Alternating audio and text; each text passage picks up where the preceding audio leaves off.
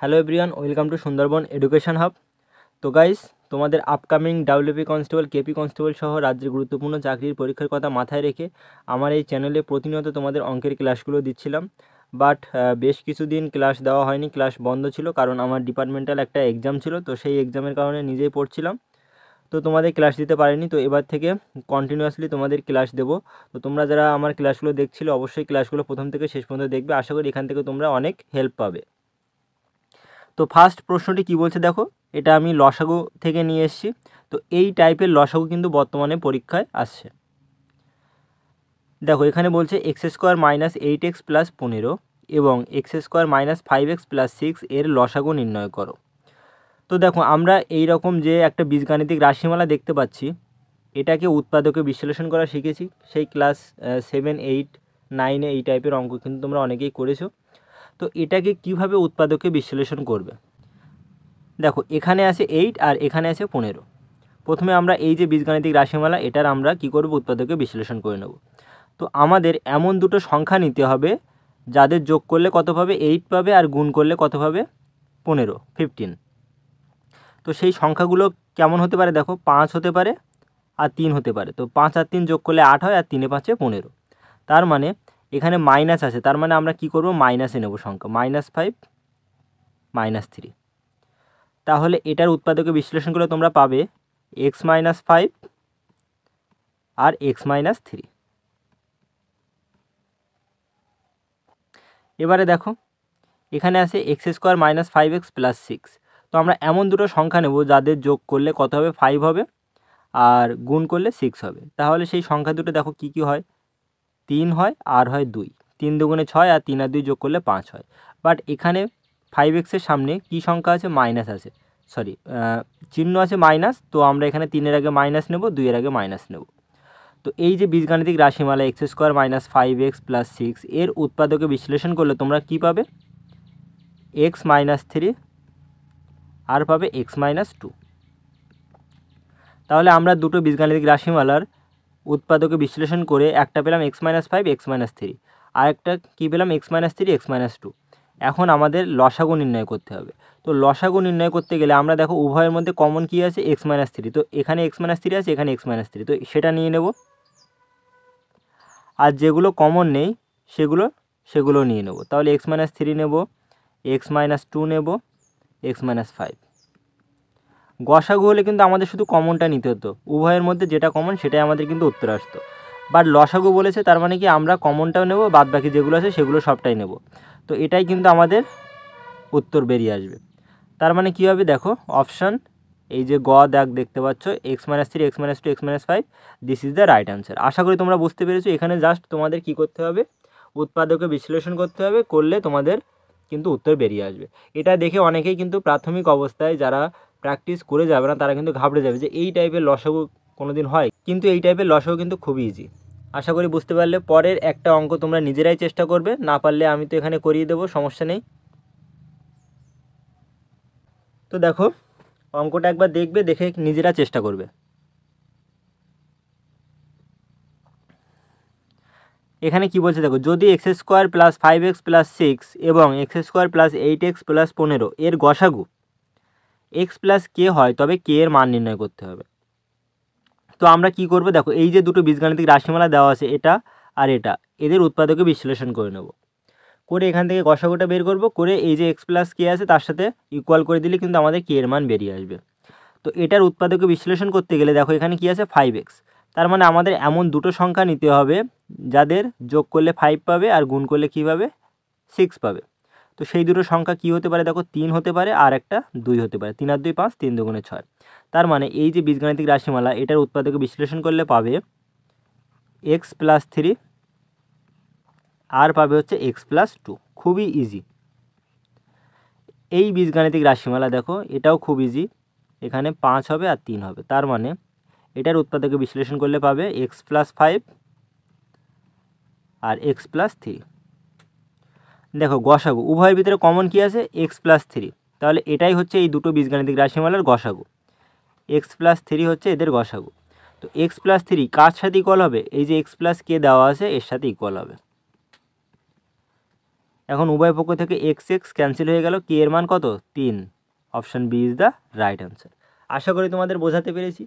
এখানে তোমাদের কিছুই না, জাস্ট উৎপাদকে বিশ্লেষণ করে তোমাদের দেখতে হবে কমন জিনিস কী আছে। কমন জিনিস x+3, তো এটাই হচ্ছে এই দুটো রাশিমালার গসাগু। এখন আমাদের প্রশ্নে বলা আছে এদের গসাগু কত x+k, তার মানে যেটা আমরা পেলাম সেটা x+k এর সাথে ইকুয়াল করে দিলে আমাদের k এর মান বেরিয়ে আসবে।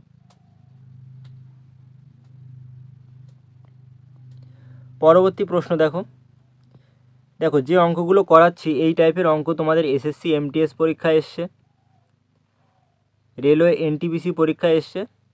প্রশ্নের প্যাটার্ন কিন্তু চেঞ্জ হচ্ছে, তোমাদের ডাব্লিউপি কনস্টেবল, কেপি কনস্টেবল বা রাজ্যের বিভিন্ন চাকরির পরীক্ষাও কিন্তু এই টাইপের অঙ্ক আসতে পারে। তাই অবশ্যই দেখে যেও, কারণ না দেখে গেলে সহজ জিনিসও কিন্তু পরীক্ষায় কঠিন মনে হয়। পরবর্তী প্রশ্ন দেখো, এখানে দেখো 8x³ হায়েস্ট যে পাওয়ারটা কত আছে 3 আছে, 80x² + 200x, এখানে হায়েস্ট পাওয়ার আছে 4। এই যে দুটো বীজগাণিতিক রাশিমালা দিয়েছে এদের নির্ণয় করতে হবে। তো আমরা এখন কি করব, দেখো এখানে সব থেকে লোয়েস্ট কত আছে, এক্সের পাওয়ার 1, এখানে কিছু নেই মানে কিন্তু 1 আছে, তো আমরা এক্সটা কমন নিয়ে নেব। এক্স কমন নিয়ে নিলে কী পাবে, দেখো এখানে 8x² + 80x + 200। দেখো এখান থেকে আরও কমন নিতে পারবে, কি কমন নিতে পারবে, এখান থেকে 8 কমন নেওয়া যাবে। তার মানে কি থাকছে 8x² + 10x 25, 8 25 200। এখন এটার আমরা কি করব, উৎপাদকে বিশ্লেষণ করব। তো এটার উৎপাদকে বিশ্লেষণ করা খুবই সহজ। দেখো এখানে এমন দুটো সংখ্যা নিতে হবে যাদের যোগ করলে কত হবে 10 আর গুণ করলে 25 হবে। তাও সেই দুটো সংখ্যা কী হবে 5 আর 5, 5 5 25, 5 আর 5 10। তার মানে এখান থেকে আমরা কী পাচ্ছি, দেখো 8x পাবো আর পাবো x+5 দুটো পাবো, তার মানে x+5 এর স্কোয়ার। এর পরেরটা দেখো যেটা দেওয়া আছে 4x⁴, তো এটা একটু ক্যালকুলেশন করে নেবো এই সাইডে। তো তোমরা একেবারে এখানে 4x² কমন নিয়ে নাও। 4x² কমন নিলে এই যে এটা 4x² কমন নিলে এখানে থাকছে তোমাদের x² +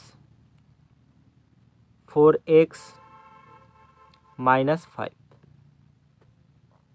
এখন দেখো এখানে এমন দুটো সংখ্যা নিতে হবে যাদের যোগ করলে পাবে হচ্ছে 4 আর গুণ করলে পাবে হচ্ছে 5। তার মানে সংখ্যা দুটো কী হবে, দেখো একটা 5 নিতে পারবে আর একটা -1। তো 5 থেকে -1 বাদ গেলে কি হয় 4 থাকে আর 5 1 5।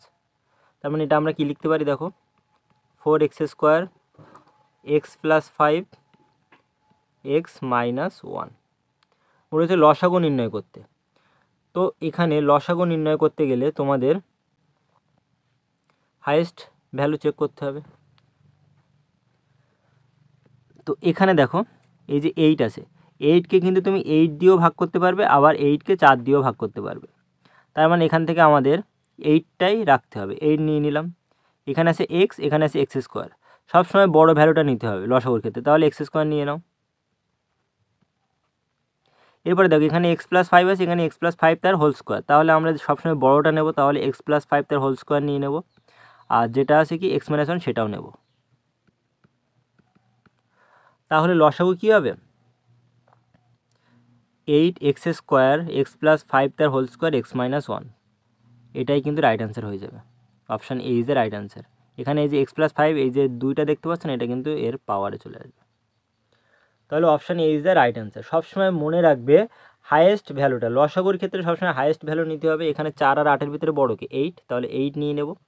এক্স আর x² ভিতরে বড়কে x² সেটা নিলাম, x+5 তার হোল স্কোয়ার আর x+5 এর ভিতরে বড়কে x+5 তার হোল স্কোয়ার সেটা নেব, আর x - 1 যেটা ছিল সেটাও রাখতে হবে। তো লসাগুর ক্ষেত্রে সবসময় বড় ভ্যালুটাকে নিতে হবে, আর গসাগুর ক্ষেত্রে কী হবে গরিষ্ঠ সাধারণ গুণনীয়ক। তো সেখানে তোমরা কি করবে, উভয়ের ভিতরে কমন সব থেকে বড় যে জিনিসটা কমন আছে সেটাই কিন্তু গসাগুর ক্ষেত্রে উত্তর হয়।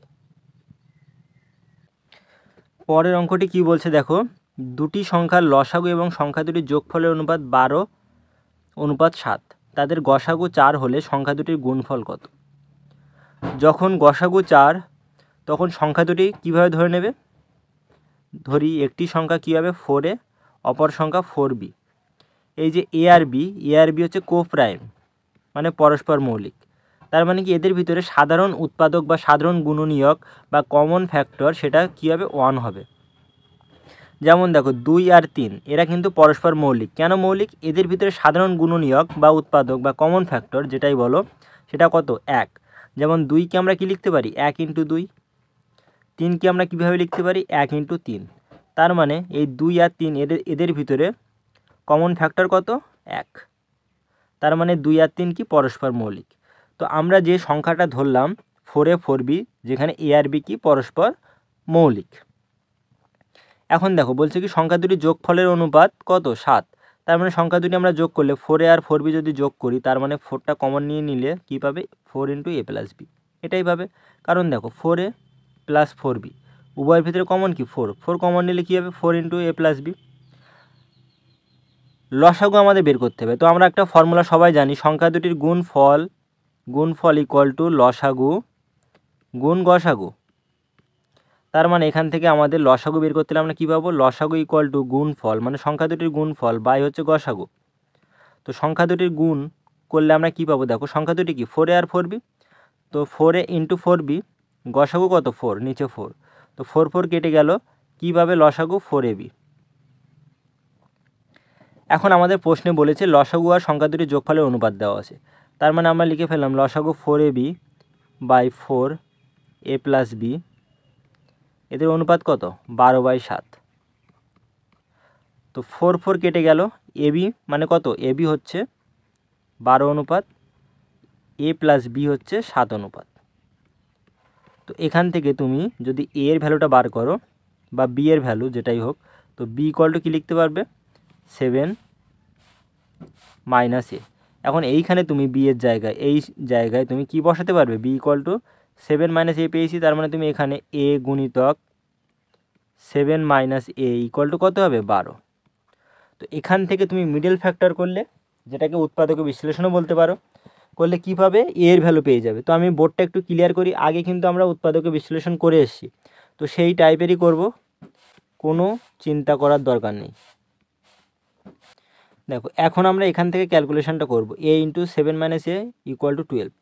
তার মানে এখান থেকে তুমি পাবে 7a, a আর a গুণ করলে a তার পাওয়ার 2 a² = 12। এখন মাইনাস কমন নিলে এখানে কী থাকছে a² - 7a, এই মাইনাসটা এই সাইডে আসলে -12 সাইড চেঞ্জ করলে কী হবে +12। তো এইগুলো কিন্তু তোমাদের মাথায় রাখতে হবে, এই এত ডিটেলস কিন্তু বলা যায় না ইউটিউবে ক্লাসে। এগুলোর জন্য তোমাদের বেসিক ম্যাথ কিন্তু ক্লিয়ার করতে হবে, এগুলো কিন্তু খুবই ইজি জিনিস। এখন এমন দুটো সংখ্যা নিতে হবে যাদের যোগ করলে তোমরা কী পাবে 7 পাবে আর গুণ করলে 12 পাবে।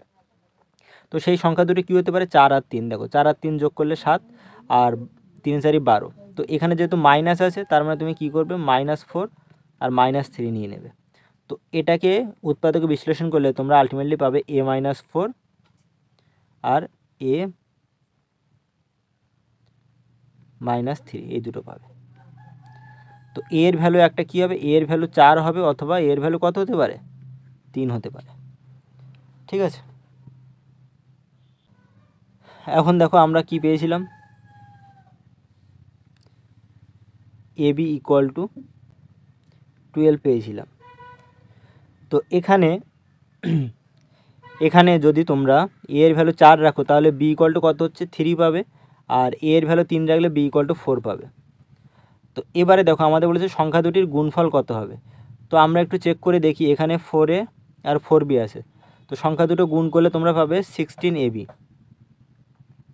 এখন যদি আমি a এর ভ্যালু 3 রাখি আর b এর ভ্যালু 4 রাখি, বা a এর ভ্যালু 4 b এর ভ্যালু 3 রাখি, তাহলে কিন্তু আমাদের উত্তর কিন্তু সেম আসবে। তো 16 আর 12 3 × 16 48 আর 4 গুণ করতে হবে। তো 4 × 5 = 20, ওখান থেকে 4 × 2 = 8, 192। Option A is the right answer. দেখো কোনো ইস্যু নেই, এখানে আমি a এর ভ্যালু 3 রেখেছি, b এর ভ্যালু 4 রেখেছি। যখন a এর ভ্যালু 3 তখন b এর ভ্যালু 4, বা যখন a এর ভ্যালু আমি 4 রাখবো তখন b এর ভ্যালু কত আসবে 3 আসবে। তো a এর ভ্যালু তুমি যাই রাখো, b এর ভ্যালু কিন্তু, তো a আর b এর ভ্যালু তুমি যাই রাখো না কেন উত্তর কিন্তু সেম আসবে 192। আশা করি তোমাদের বোঝাতে পেরেছি, খুবই ভালো টাইপের অঙ্ক। এসএসসি MTS পরীক্ষা এসেছিলো 2023 সালে। তো পরের অঙ্কটি কি বলছে দেখো, তিনটি সংখ্যার অনুপাত, এখানে আবার তিনটি সংখ্যা দেওয়া আছে, তাদের লসাগু এত হলে গসাগু কত। তো খুবই সহজ, যখন এই রকম সংখ্যার অনুপাত দেওয়া থাকবে তখন তুমি ধরে নেবে সংখ্যা তিনটি কী হবে, 5x 7x আর হচ্ছে কি 9x। এখন আমাদের এখান থেকে লসাগু বের করতে হবে। তো লসাগু বের করতে গেলে কি করবে, উভয়ের ভিতর থেকে কমন কি আছে এক্স, এক্সটা নিয়ে নাও, আর বাকি যেগুলো আছে 5 7 9 সেগুলো নিয়ে নাও।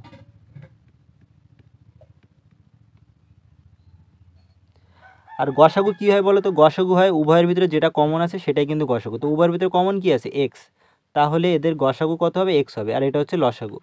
তো এটার মান কত দেওয়া আছে 34,650।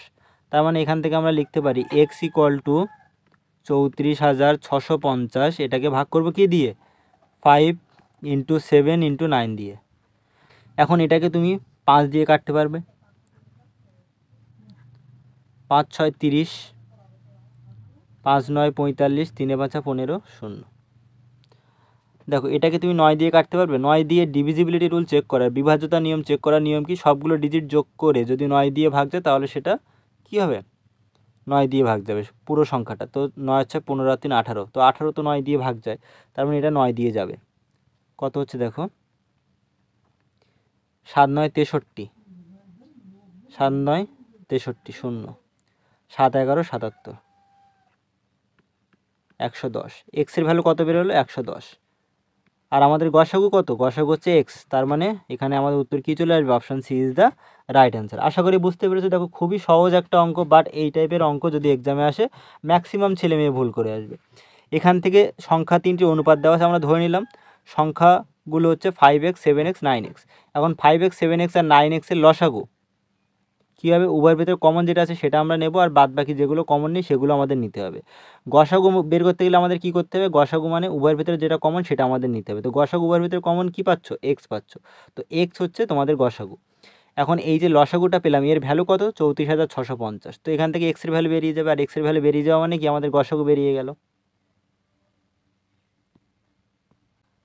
পরবর্তী প্রশ্ন দেখো কি বলছে, দুটি সংখ্যার লসাগু আর গসাগু দেওয়া আছে, সংখ্যা দুটির মধ্য সমানুপাতিক কত হবে।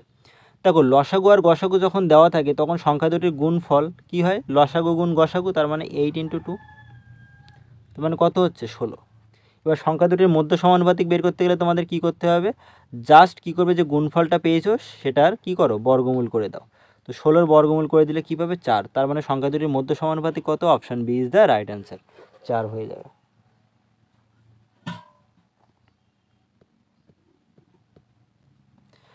পরবর্তী প্রশ্ন দেখো কি বলছে, কে 6 দিনে একটি কাজে 3/4 অংশ করতে পারে।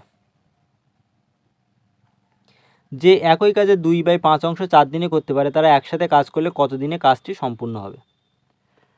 তো একটা জিনিস দেখো, একটা কাজের 3/4 অংশ করছে কত দিনে, 6 দিনে। অর্থাৎ টোটাল কাজটা যদি 4 ভাগ হয়, 4 অংশ হয়, টোটাল কাজটা যদি 4 অনুপাত হয়, তার ভিতরে 3 অনুপাত কাজ করতে সময় লাগছে 6 দিন। 3 অনুপাত কাজ করতে যদি 6 দিন লাগে, 1 অনুপাত কাজ করতে সময় কদিন লাগবে, 2 দিন। তাহলে 3 অনুপাত কাজ করতে 6 দিন যদি টাইম লাগে, 1 অনুপাত কাজ করতে 2 দিন টাইম লাগবে, কারণ 6কে 3 দিয়ে ভাগ করে 2 পাবে।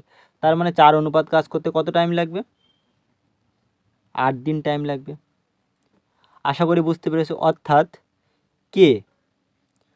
কে হচ্ছে টোটাল কাজটি শেষ করে কত দিনে, কে টোটাল কাজটি শেষ করে 8 দিনে। এবারে আমরা বের করব যে একই কাজে 2/5 অংশ, ঠিক আছে। অর্থাৎ টোটাল কাজ যদি 5 অনুপাত হয়, তার ভিতরে 2 অংশ কাজ করতে যে টাইম লাগে 4 দিন।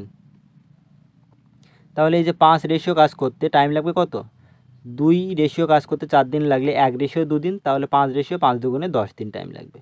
তার মানে যে ওই কাজটা কত দিনে করে, 10 দিনে। এখন বলছে তারা একসাথে কাজ করলে কাজটি কত দিনে সম্পূর্ণ হবে। তো এটা তোমরা খুবই ইজিলি বের করতে পারবে। কিভাবে, এলসিএম মেথডে তো 8 আর 10 এদের লসাগু কত হবে, সহজে বের করা যায়। 8কে এইভাবে ভাঙতে পারে 4 2 8, আর এটা হচ্ছে 5 2 10, তার মানে 4 5 20 আর এখানে 40।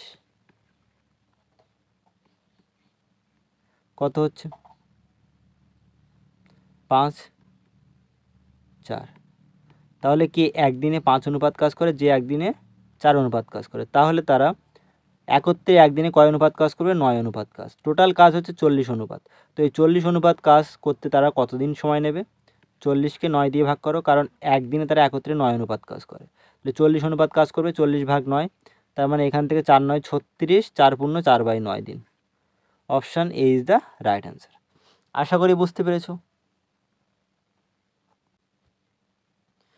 দেখো কিছুই নেই, সহজ টাইপের অঙ্ক, শুধু জাস্ট এখান থেকে তোমাদের বের করতে হবে যে কে টোটাল কাজ দেখো নিচে যেটা আছে না, এই যে 4, টোটাল কাজ হচ্ছে 4 রেশিও। তো 4 রেশিওর ভিতরে 3 রেশিও কাজ করে কত দিনে? 6 দিনে। তাহলে একদিনে 3 রেশিও কাজ করে 6 দিনে। তো 1 রেশিও কাজ করবে কত দিনে? 2 দিনে।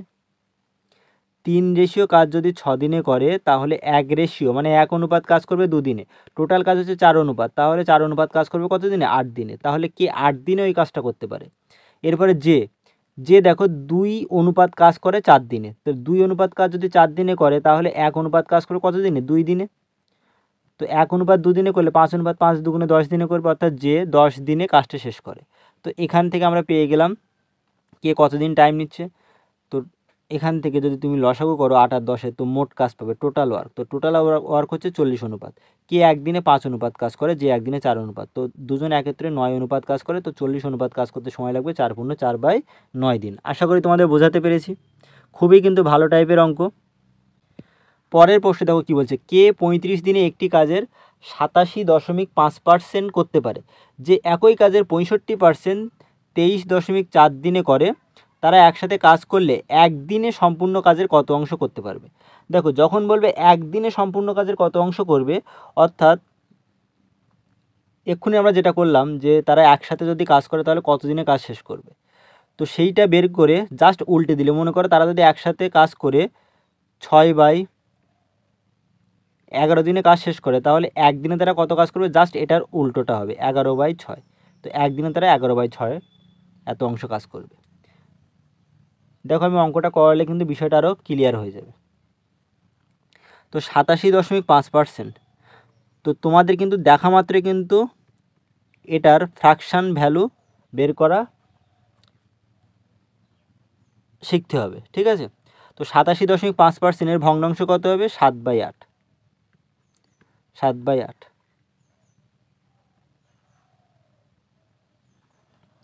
আশা করি বুঝতে পেরেছো, 7/8। তো তার মানে দেখো এই 7/8 টোটাল কাজ হচ্ছে কত? 8 অনুপাত। এই 8 অনুপাতের ভিতরে 7 অনুপাত কাজ করে কে কত দিনে? 35 দিনে। তাহলে 1 অনুপাত কাজ করবে কত দিনে? 5 দিনে। 1 অনুপাত কাজ যদি 5 দিনে করে, তো 8 অনুপাত কাজ করতে সময় লাগবে কত দিন? 40 দিন। তাহলে কে 40 দিনে কিন্তু কাজটা কি করে? শেষ করে। এবারে দেখো 65%, 65%কে ভগ্নাংশ করে নাও। 65% মানে কত হবে? 65/100 মানে 5 13 65, 5 20 13/20। তো টোটাল কাজ হচ্ছে 20 অনুপাত। এই 20 অনুপাতের ভিতরে 13 অনুপাত কাজ সে কত দিনে করে? 23.4 দিনে। তো 1 অনুপাত কাজ করবে কিভাবে? দেখো 1 অনুপাত কাজ করবে 13 1 13 আর 10 104 18, তার মানে 1.8 দিনে কি করবে? 1 অনুপাত কাজ। তো 20 অনুপাত কাজ করতে কতদিন টাইম লাগবে? 18 দুগুণে 36 দিন। ঠিক আছে, আশা করি তোমাদের বোঝাতে পেরেছি। 1 অনুপাত কাজ করে 1.8 দিনে, তো 20 অনুপাত কাজ করবে কত দিনে? 18 দুগুণে 36 দিনে। তো দেখো কে 40 দিনে কাজ শেষ করে, যে ওই কাজটা করে কত দিনে? 36 দিনে। এখন এখান থেকে আমরা কি বের করব? এখান থেকে আমরা বের করে নেব তারা একত্রে যদি কাজটা করে তাহলে কত দিনে শেষ করবে। তো এখান থেকে আমাদের 40 আর 36-এর লসাগুটা বের করে নেব। তার আগে বোর্ডটা একটু মুছে নিই, দেখো ক্লিয়ার করে নিই। সেম টাইপের অঙ্ক আগে এক্ষুনি করালাম। 40 এটাকে কীভাবে লিখতে পারবে? 4 × 10। 36 4 × 9। ঠিক আছে, তার মানে এখান থেকে তুমি 10 নিয়ে নাও, 9 নিয়ে নাও, আর উভয়ের মধ্যে থেকে কী নেবে? 4। কত হচ্ছে? 360। দেখো আর কিন্তু করার দরকার নেই। এখানে দেখো কোন অপশানে 360 আছে বলো তো? একটাই অপশান, সেটা হচ্ছে সি। তো এখানে 360কে 40 দিয়ে ভাগ করলে কতবার যাবে? 9 টাইমস যাবে, এখানে 10 বার। তার মানে তারা একত্রে একসাথে যদি কাজ করে তাহলে কতটা কাজ করতে পারবে? 19 অনুপাত কাজ করবে। তো এই 360 অনুপাত কাজ করতে তাদের সময় লাগবে কত দিন? 360/19 দিন। এখন আমরা যেটা পেয়েছি এটাকে জাস্ট উল্টে দিলে তারা একদিনে কতটা কাজ করবে? 19/360 এত অংশ কাজ করবে। তারা একদিনে এত অংশ কাজ করবে। Option C is the right answer. আশা করি তোমাদের বোঝাতে পেরেছি এই পর্যন্ত। দেখো সেম টাইপের দুটো অঙ্ক করালাম, একটু ভালোভাবে ভিডিওটা পজ করে দেখলে কিন্তু তোমরা বুঝতে পারবে।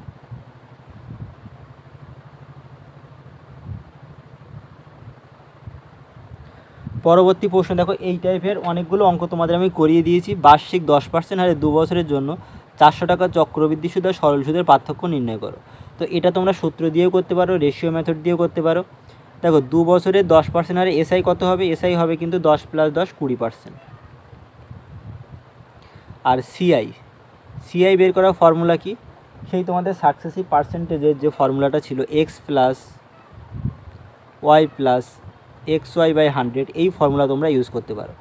তো এখানে প্রথম বছরে 10%, পরবর্তী বছরে 10% প্লাস 10 × 10 বাই হচ্ছে 100, তার মানে কত হচ্ছে? 10 + 10 20 আর 1 কত? 21%।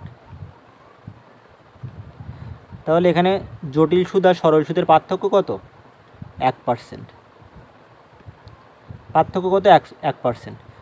তো এখানে বলছে 400 টাকা, তার মানে দেখো 100%-এর ভ্যালু যদি 400 টাকা হয়, 1%-এর ভ্যালু কত হবে? 400কে 100 দিয়ে ভাগ করো, 4 টাকা। তো 2 বছরে চক্রবৃদ্ধি সুদ আর সরল সুদের পার্থক্য কত টাকা হবে? 4 টাকা। তো এইভাবে তোমরা কি করতে পারো? এভাবেও করতে পারো। আরেকটা ফর্মুলা তোমাদের আমি দিচ্ছি, বা রেশিও মেথডেও করা যায়, কোনো ইস্যু নেই, 3-4 ভাবে করা যায়। ফর্মুলাটা হচ্ছে চক্রবৃদ্ধি সুদ আর সরল সুদের পার্থক্য = P × R/100 তার স্কোয়ার। এই যে ফর্মুলা, খুবই কিন্তু ভালো একটা ফর্মুলা। এটা হচ্ছে 2 বছরের চক্রবৃদ্ধি সুদ আর সরল সুদের পার্থক্য বের করা ফর্মুলা।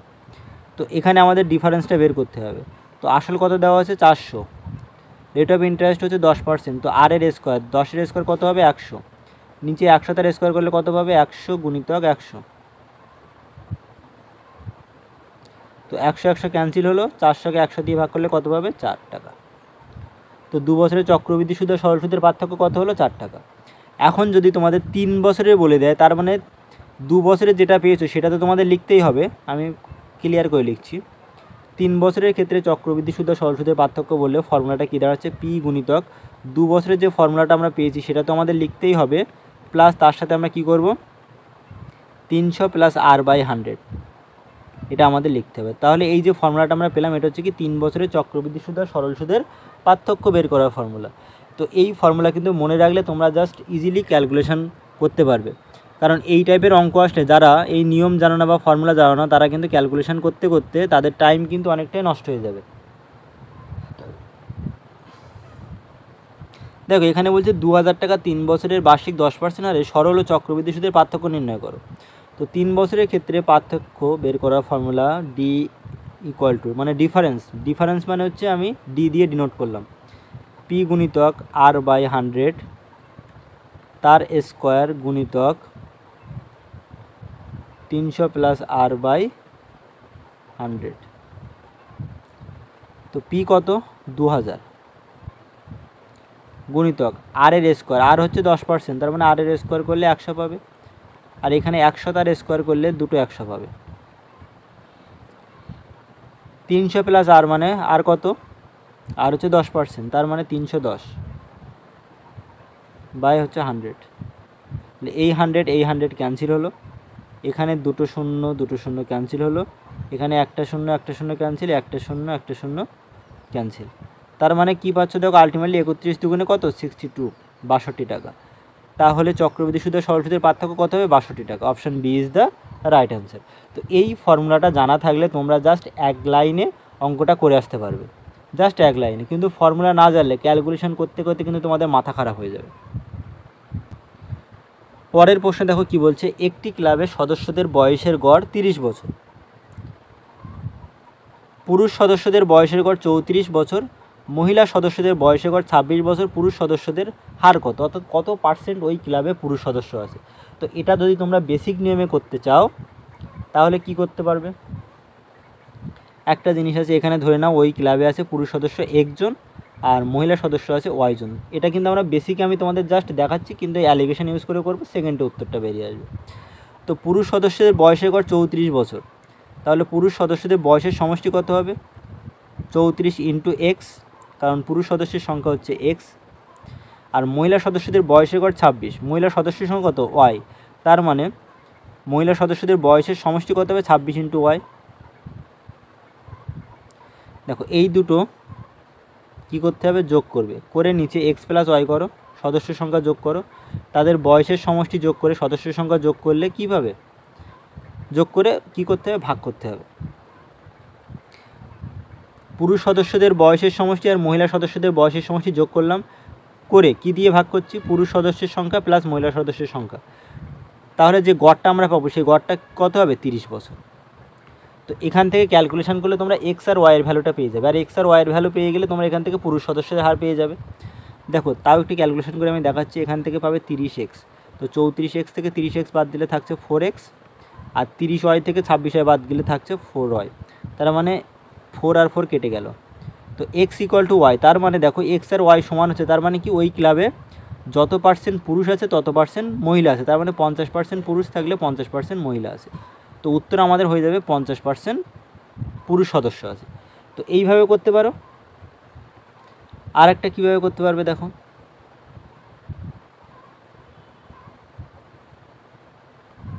অ্যালিগেশন ইউজ করবো আমরা। এখানে মেল ক্যান্ডিডেট তাদের গড় বয়স কত, 34, ফিমেল ক্যান্ডিডেট তাদের গড় বয়স কত, 26, দুটো গড় বয়স একসাথে করলে আমরা ক্লাবের সদস্যদের গড় বয়স পাচ্ছি 30। তো অ্যালিগেশনের সময় কী হয়, সবসময় বড় থেকে ছোটোটা বিয়োগ হয়। তো 30 থেকে 26 বিয়োগ করলে পাবে হচ্ছে 4, 34 থেকে 30 বিয়োগ করলে পাবে হচ্ছে 4, তো 4 আর 4 এটাকে ছোটো করলে 1:1, তার মানে পুরুষ সদস্য যদি 1 অনুপাত থাকে, মহিলা সদস্য কত থাকবে, 1 অনুপাত। আশা করি বুঝতে পেরেছো। অর্থাৎ টোটাল 2 অনুপাত সদস্যের ভিতরে পুরুষ সদস্য আছে 1 অনুপাত 100-এর ভিতরে বের করলে আমরা কত পাবো, 50%। Option C is the right answer. তো গাইস এই ছিল আজকের কিছু গুরুত্বপূর্ণ অঙ্ক, অনেকদিন তোমাদের ক্লাস দেওয়া হয়নি, আজকে বেশ কিছু গুরুত্বপূর্ণ অঙ্ক তোমাদের করিয়ে দিলাম। যারা প্রথম থেকে শেষ পর্যন্ত ভিডিওটি দেখেছো অবশ্যই তোমাদের ভালো লাগবে, আর ভিডিওটি ভালো লাগলে লাইক শেয়ার করে দিও। Thank you, bye by.